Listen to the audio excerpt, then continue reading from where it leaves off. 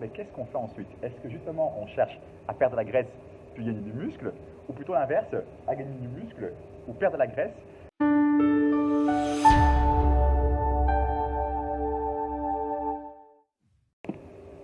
Hey, ici Gaël Van Envush, donc de Body Life Changing. Alors, dans une vidéo précédente, je vous avais dit qu'avant de vouloir activement chercher à perdre du poids, de la graisse ou gagner du muscle, eh bien, il fallait passer par une phase préparatoire où on met en fait en place les fondamentaux, toute une série de bonnes habitudes. Alors la question, c'est une fois qu'on a fait cette phase préparatoire, ben, qu'est-ce qu'on fait ensuite? Est-ce que justement on cherche à perdre de la graisse puis gagner du muscle, ou plutôt l'inverse, à gagner du muscle ou perdre de la graisse? Cette question a mérite de se poser parce que d'un côté, gagner du muscle par le fait d'avoir un bon métabolisme ou lorsqu'on fait des séances, ça permet de dépenser plus par séance, ça va nous aider en fait à perdre de la graisse. Mais d'un autre côté, le fait d'être à un pourcentage de masse grasse optimal, ça nous met dans un contexte favorable pour gagner du muscle sans accumuler trop de graisse. Donc par quoi est-ce qu'on commence? Alors il y a toute une série de facteurs à prendre en compte dans notre niveau, dans le sens donc notre expérience d'entraînement, l'âge. Mais je dirais que le facteur numéro un, plus facile pour donner aussi des recommandations pratiques, eh bien ça va être notre pourcentage de masse grasse.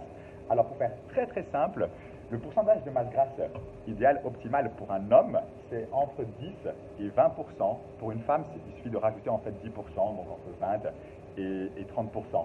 Et là, pour rester toujours simple, on pourrait faire une première zone fit entre 10 et 15% et une deuxième zone fit entre 15 et 20%. Alors pourquoi c'est important d'être dans un pourcentage de masse grasse optimale? Ça permet d'avoir une meilleure sensibilité à l'insuline, une meilleure nutrient partitioning, c'est-à-dire faire en sorte que les nutriments ingérés vont plus vers le muscle, dans le muscle, et contribuent à construire du muscle au lieu d'être transformés sous forme de graisse.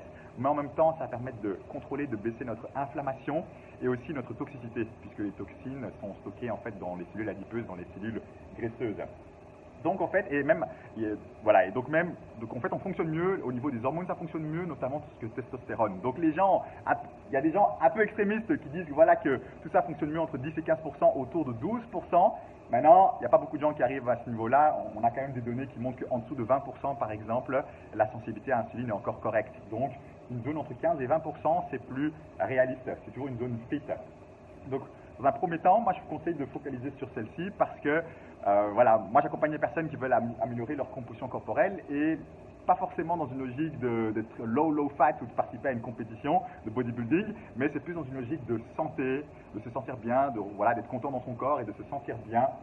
Et donc c'est plus facile c'est mieux d'avoir un objectif fit, réaliste, qu'on peut maintenir sur du long terme, parce qu'il faut savoir que plus on veut descendre bas, ça a un coût, et que c'est à vous de voir où est-ce que vous voulez en être, et donc analyser ce ratio énergie investie pour les résultats atteints. Mais la plupart des gens que l'on coach, qu'on connaît, on sait qu'on est souvent au-dessus de 20%, donc déjà un premier challenge, c'est d'arriver entre 15 et 20%.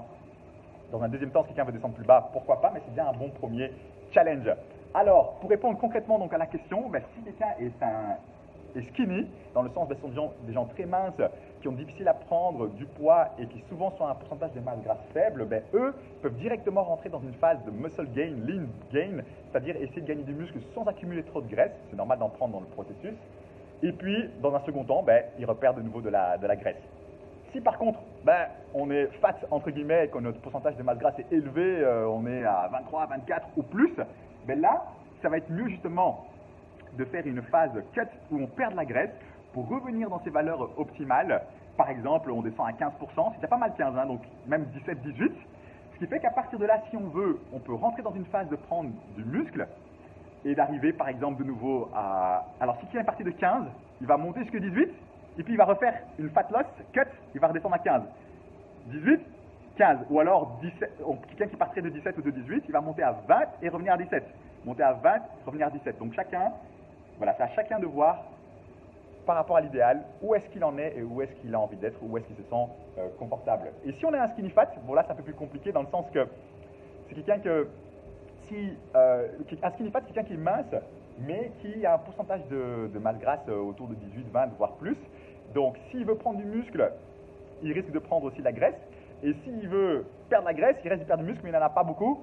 Donc ça peut être délicat, mais le mieux quand même, c'est de venir à un pourcentage de masse grasse optimal avant de chercher à en gagner voilà, en sachant que normalement, un skinny fat, via la première phase préparatoire, il aura déjà perdu la graisse, gagné du muscle, il serait déjà dans des meilleures conditions. Donc c'est à lui de voir à ce moment-là où est-ce qu'il en est. Donc voilà. Alors pour les femmes, je sais que les femmes veulent moins prendre du muscle, mais c'est quand même important pour elles parce que il y a des femmes qui veulent prendre du muscle à certains endroits, comme au niveau des jambes, au niveau des fesses. Mais surtout, comme c'est important de perdre de la graisse pour la santé, c'est aussi important d'avoir un bon ratio masse grasse, masse musculaire. Et le muscle, c'est aussi bon pour la santé, ça permet d'avoir un meilleur métabolisme, ça a une fonction hormonale, ça améliore notre sensibilité à l'insuline, ça va aider pour la longévité. Donc voilà, les deux sont importants, c'est deux côtés d'une même pièce.